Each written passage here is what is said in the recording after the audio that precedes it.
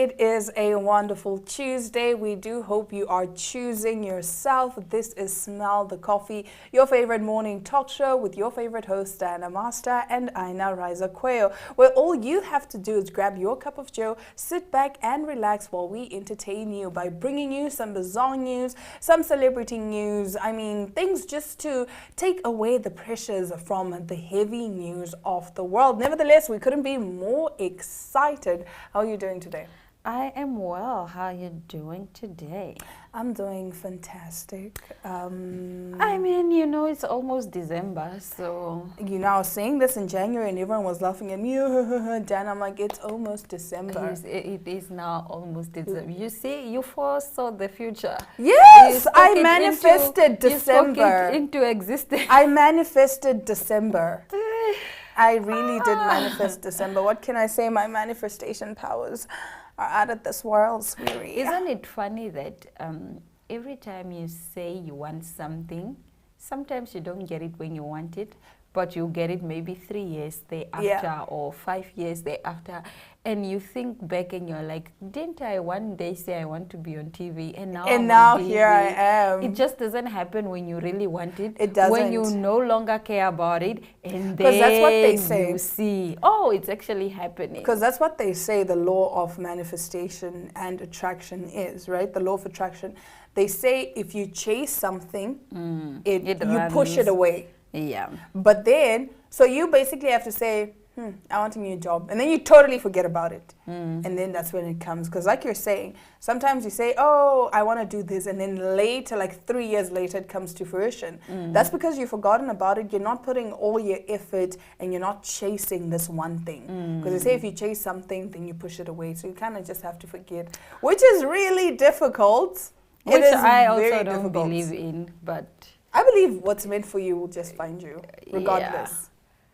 Yeah. Regardless of what may. I don't understand how you're not going to chase something or how it's not constantly going to be on your mind. If we had this conversation, realistically, these expectations are unrealistic. We had this conversation, though. Remember when we were saying, people say, if you really want something, you need to pursue it, you need to chase it. And then other people say, oh, but if it's meant for you, it will find you. Are we fighting? Are we not? What's the tea? What's the tea? What are we doing? If I really want something, I must push for it. I must fight for it. I must put my all into it so that you can really see that I want this. But then they also say something is meant for you. You don't fight it. You don't fight for it. You don't have to fight so hard for it. So now I'm confused. Are we fighting? Same. Are we not? Please let us know, those of you that have found the answer. Those of you that have been fighting. That have been... Anna's currently fighting for $7 million, but that's another story for another day. 8, my apologies. To be exact. 8 million. So please let her know, is she fighting? Does she have to just let go and trust the process? Trusting the process is really hard, though. It's not on. It's not on. And it doesn't even mean just life in general. Sometimes even when you're getting your hair done, you're like, and they're like, no, just trust the process. And like, well, but nevertheless, please do let us know in the comment section. Are we fighting? Are we not? What are we doing? Yeah. What do you believe in? Do you believe if something is meant for you, you don't have to fight for it too hard? Or are you that person that believes that if you really want something, you have to go out and fight for it and pursue it? We will be waiting for your answers. But for now, we'll take a quick ad break and return with our top stories.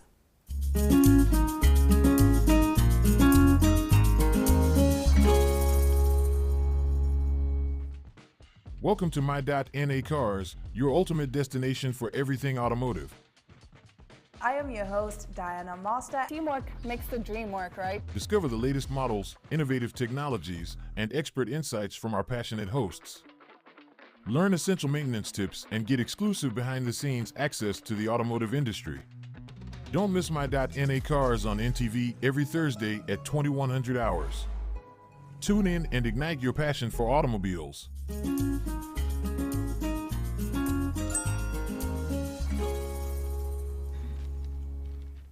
Now, for all of you that are dying and wishing you were in France, let me tell you something. You don't want to be there right now.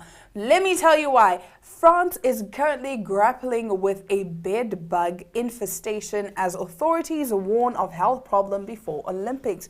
France is grappling with a bed bug problem, with the government warned it must tackle the pests ahead of the Olympics in Paris. The French capital has been particularly affected by the infestation, according to reports, which has become a greater problem in the country over the past few years. Bed bugs have been spotted in homes, cinemas, hospitals and trains, with the issue now compelling the country's transport minister to protect passengers. Nah, it's not giving. It's not giving. Imagine going to France, but and you come back. At least they've, figured this problem out. They know there's a problem, and they are looking for ways to mitigate. Yeah. I mean, they are aware. Okay, but once imagine you are going aware for of vacation to France, and you come back and you have all these bites all over your body from bed bugs. You would think, because it's France, it's Paris. Oh, you people that attend the World Cup, y'all okay? Like, all these national team players, bro, imagine you're in training and you're just, and everyone is like, what's going on? And you're just, nah, guys, it's not giving. It's not on, but yeah, what can we do? What can we say? These things are... they're normal. They're part of life. Yeah. I just want to know... things that are in anyone's control. Yeah, I just want to know the source of the bed bugs, though. Is it because of all these tourists coming into France? Are you saying the tourists are bringing the bugs? Who knows? Because how about hear me out. If you come to my house, all of a sudden I have a bed bug problem, and I didn't have it before, I'm gonna be like, "Yo, sweetie." No, it just happened to come after me. Why? Why did it happen to come after you? Because you brought them from somewhere. No. You know what my mom said to me? Because there was a time my little sister went for a sleepover, and she came back and she had all these bites, and we realized that it was bed bugs, right? So we had to do like a whole cleansing thing for her. So now we were there like, but what happened to you, right? And then we realized, no, where she was, she had gotten bit by bed bugs. And the thing is, so my mom said to me, no, because I was like, no, but I've never seen them with these bites. And my mom said, no, because they've gotten used to them, and also the bed bugs themselves have gotten used to these people. So now you, a stranger that's coming in, because you could come to my house, all of a sudden you have these bites, and you're like, Diana, what's going on? Remind me to not come to your house. No. It's good because I don't like people visiting me anyway. So I'll just be like, no, I was in France, and they're grappling with a bed bug infestation. Don't come to my house. Because you never know what you might get. So my mom just said to me, sometimes it's a thing of, they don't necessarily bite the people that have been there. No, but how do they know these are the people that have been there? They're tired of that blood. They're like, this blood is a little too familiar. I'm tired of this. So they'll bite the stranger so that the stranger can go and spread rumors about your house. How are you sure she did not go with them? With those bites? Because she had never gotten bites before. Yeah, but just because you have never gotten something doesn't mean you can't have it. Okay, but then why get it when you go there specifically? Guys, no. Honestly speaking, I jumped to conclusion. If you come to my house and all of a sudden I have a bed bug problem, it's your fault. Happen then and there and that Why time. were they quiet all along? No. Please tell us in the comment section, do you agree with what I'm saying? Like, someone comes to your house, all of a sudden you're battling with this bed bug problem, or you go to their house and you come back and you have all these bites all over your body. Do you believe that that person brought the bed bugs? It's no one's fault, bruh. It's just happening in that time. Nope. For the most part.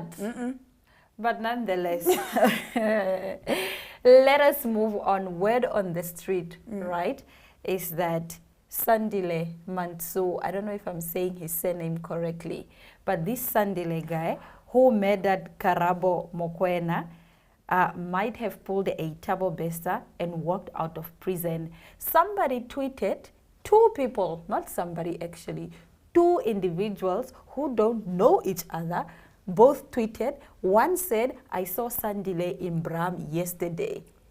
What? Another person said, yes, it's true. I also have seen him in Sandton a week before. Also, but now, the Correctional Services Department has dismissed the claims that Sandile, who was sentenced to 32 years in jail for killing Karabo Mokoena, has escaped from prison. The department spokesperson, Sigambako Nkumalo, said that Sandile was locked up at Standerton prison in Mpumalanga.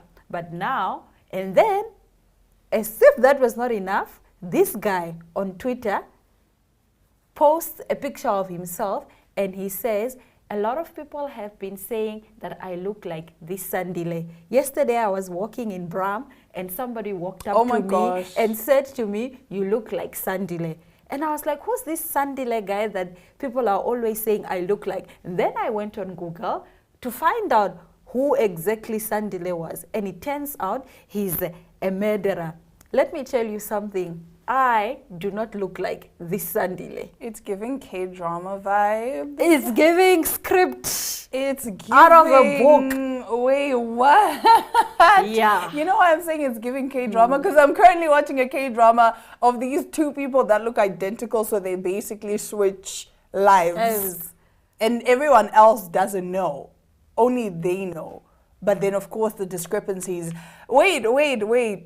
Now I need to see this so-called person that looks like Sandile.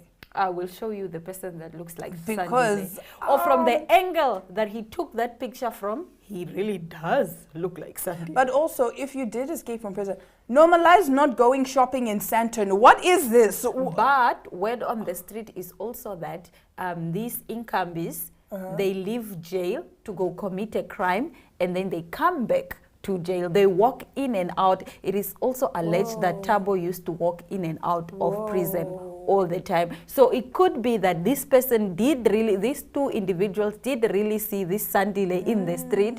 Maybe he just came out. And then now that, you know, this is blowing up, he's possibly back in just to be like, you know what, I'm in prison, I'm in jail, I'm doing my time. Let this whole thing calm down. And then I will continue. It could be that he was really seen, but now since everyone is talking about it, maybe he went back. Oh my gosh. Yeah. Or maybe it's really just not him. South Africa. It's a movie. Balance. Maybe it's just not him. It's a movie. My dear.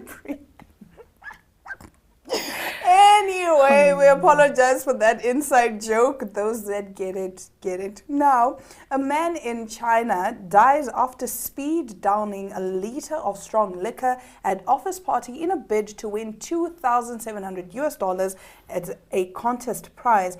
The death of a man in China who downed a liter of strong liquor in just 10 minutes during a work drinking contest to win a $2,700 prize has shocked mainland social media.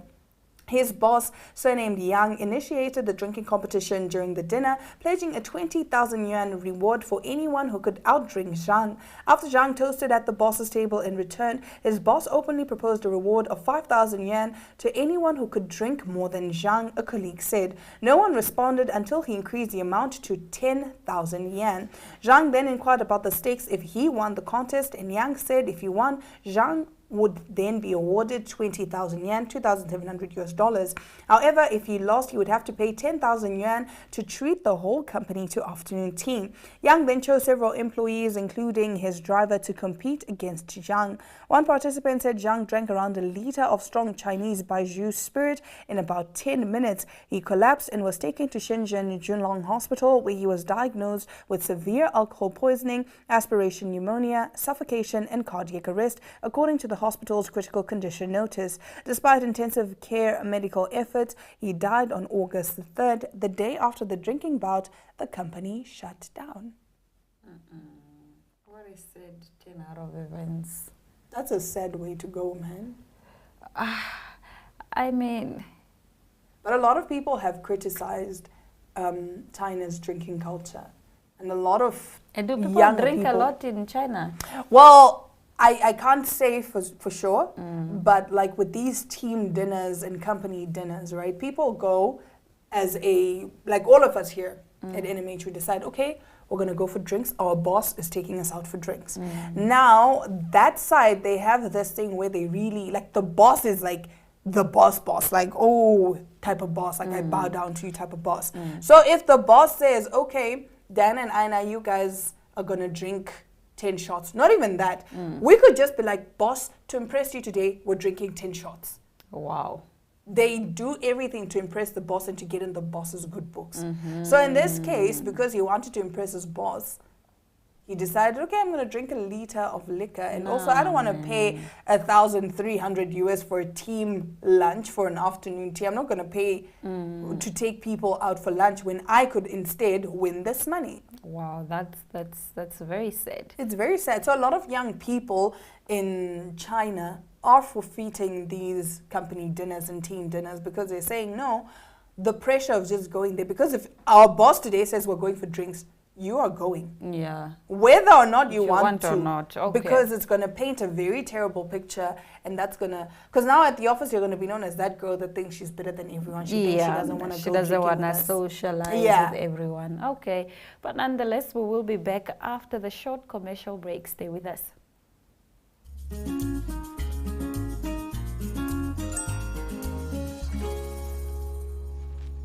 Welcome to What's Cooking, where culinary passion meets expert insights. Somebody must really want to cook and want to cook good food. Immerse yourself in the bustling world of professional kitchens as top chefs create mouthwatering dishes. Join us for in-depth interviews as our host explores the experiences and expertise of our guest chefs. Don't miss out. Tune in to What's Cooking on NTV every Friday at 2100 hours and let the culinary adventure begin.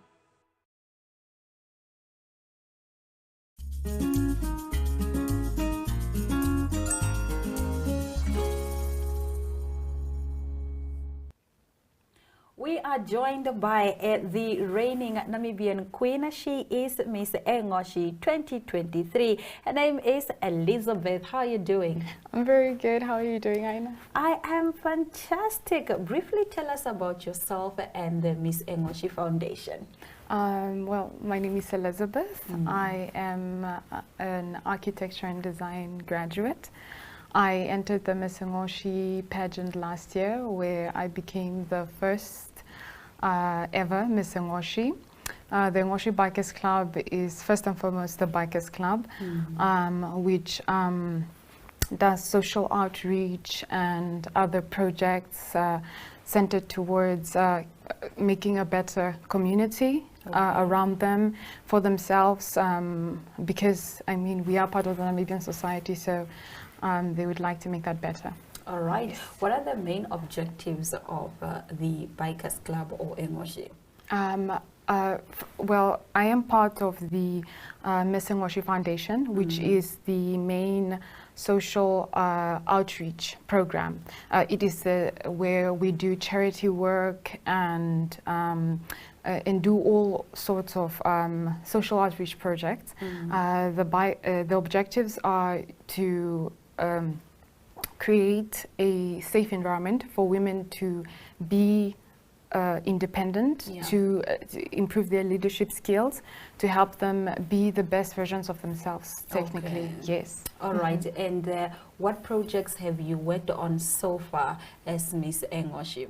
Earlier this year, I mean, because I did, my reign started last year in November, at the end of the year. So then we dived into the projects this year. So from February, we visited some schools, Havana High School, to be specific, where we had seminars and talks with the teenagers about peer pressure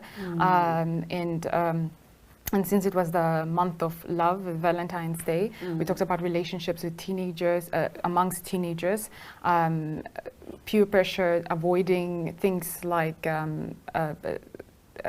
early sexual activities and avoiding teenage pregnancies. Okay. And then later, for Mother's Day, we dived into postpartum a mother's workshop where the main theme was postpartum depression. We wanted to highlight this topic specifically because it is one of the leading causes for baby dumping in Namibia, which is a very, very recent and relevant and reoccurring issue that happens in Namibia.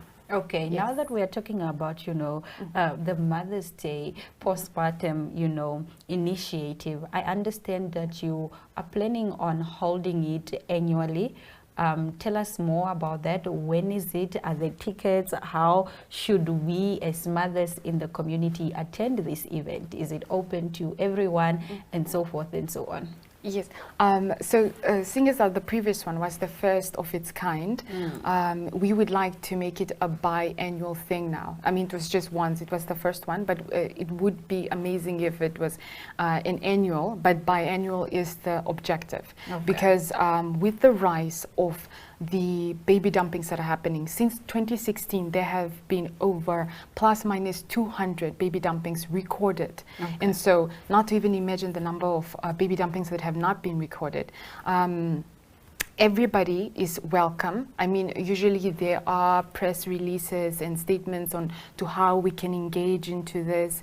Last time it was all about the mothers because it was on Mother's Day. It was to show them how special they are, that to show them the options that they do have. We had nurses, psychologists, and life coaches to educate these mothers, tell them of their options, that baby dumping is not the solution, and that what they're feeling is not a problem. It's not a taboo. It's not a taboo to be sad. It's not a taboo to feel overwhelmed with what is happening, because we had speakers like the founder of Inyenga. Yeah. She only realized that she had postpartum depression in her with her second baby, and she didn't know what was happening to her. She didn't know what she was going through, and now she is a businesswoman who is taking care of her body and is busy motivating other people.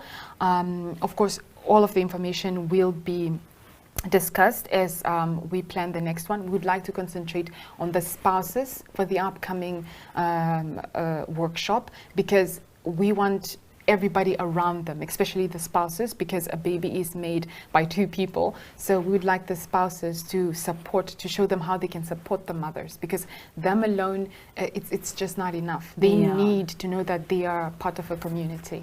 All right, and then do you have any dates for so far not yet, but everybody can look at our pages, the Miss Ngoshi, the Ngoshi Bikers Club, and the Miss Ngoshi Foundation on Instagram, and hopefully we will have more radio talks and in newspaper releases, press releases for more information. Awesome. And of course as well as on our social media. All right. Yes. Talk to us about some of the challenges that you have faced as Miss Ngoshi, if any. Definitely, there have been quite a few, apart from the general comments and the ignorance of most people, yes, which I have been a culprit of in the past. Of course, everybody has. Okay. So, but then it's mostly the finances, because I mean, these things do require money and venue. A lot of money. A lot of money. Yeah. Not always a lot. You know, I've realized, but yes, quite a number.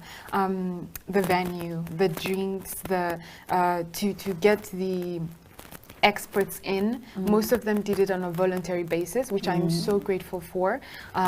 We had donation hubs, so the general Windhoek population, because it was here, did the most. We were standing, we asked for donations. So many people came through, and they gave as much as they could, which I'm very appreciative. about. It was absolutely amazing. But then finances is the biggest thing, because people to sponsor this, the people who do have the means, who want to help out, I hope that this can reach their ears and they can be able to make this a reality, because we can't depend on the government to do everything. We can't say that this is the government's responsibility. They have other responsibilities. Namibia has the cleanest roads or the best roads for a reason, because they are doing this thing. And of course there are the things that they should be concentrating on, but not necessarily every single factor, every single thing. Yeah. So okay. Yes. I understand finances are a problem everywhere. Everywhere with everywhere. The economy is not doing anything. It's not doing any justice to us. Not at all. We understand that, you know, the Miss Engoshi applications are open right now. They are. That is very exciting. They are. Tell us more. As sad as it is to step down from the platform, we're welcoming the new Miss Engoshi. They are open. The link is in our bio on our Miss Engoshi Foundation page, and all you have to do, it's very simple. Fill in your details, name, residential address, what you do, and a motivational speech about why or who, or why you, what pushed you to Entering. Yes, to enter this competition. Wow.